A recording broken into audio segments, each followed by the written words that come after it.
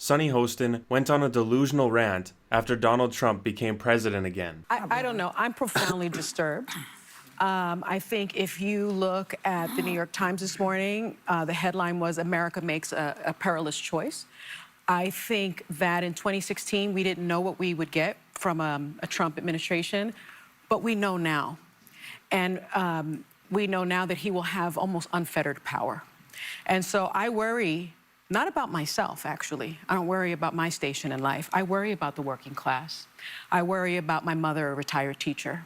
I worry about our elderly and their Social Security and their Medicare. I worry about my children's future, especially my daughter, who now has less rights than I have.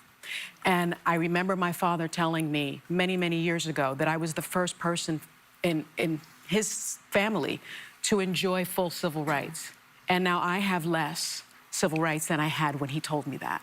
So again, I'm profoundly disturbed that the 14th Amendment of the Constitution did not prevent someone who participated in an insurrection from becoming president of the United States.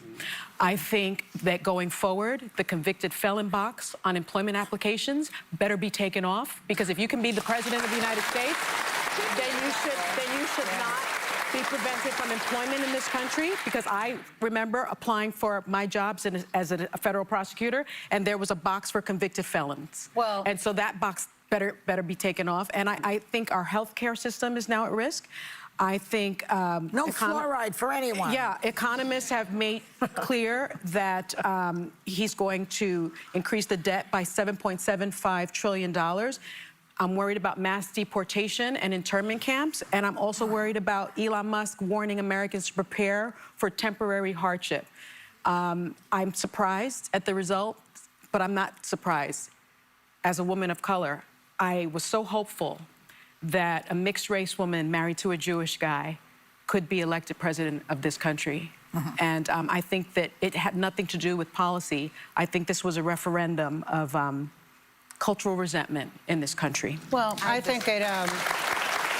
Of course she makes it a race issue, and she said it wasn't even about policy. If it wasn't about policy and who was best fit to be the next president, then why did the Democrats get rid of Joe Biden when he was clearly unfit to run for office and he was losing badly in the polls? They brought in Kamala Harris, who was somehow even more unpopular than Joe Biden. She said on your show she wouldn't change a thing about the last administration. Kamala didn't even have a plan. The only issue she ran on was abortion. But the reason she lost is because of racism. It's actually the opposite. The only reason she was vice president at all is because of race. And of course, Joy Behar had to say that she was afraid of losing democracy after Trump won. Take a look. You know what gets me? The exit polls showed, according to our research department here at ABC News, the state of democracy was the top issue to voters overall.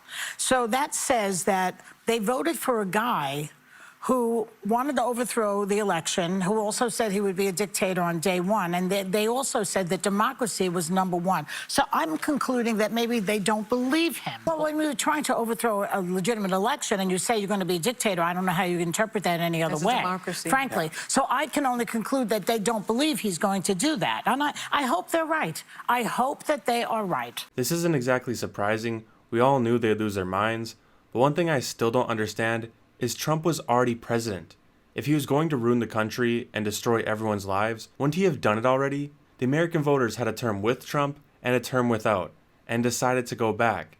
That should tell you everything you need to know. If he was a fascist or Hitler, we would have known by now, and we damn sure wouldn't have voted for it again. If you voted for Donald Trump, you actually have to thank shows like The View for him being reelected. It's garbage programs like this that expose how toxic and divisive the Democratic Party is. Whoopi Goldberg herself has alienated plenty of voters and drove them away from Kamala Harris and Joe Biden. I guess voters are sick of being lied to.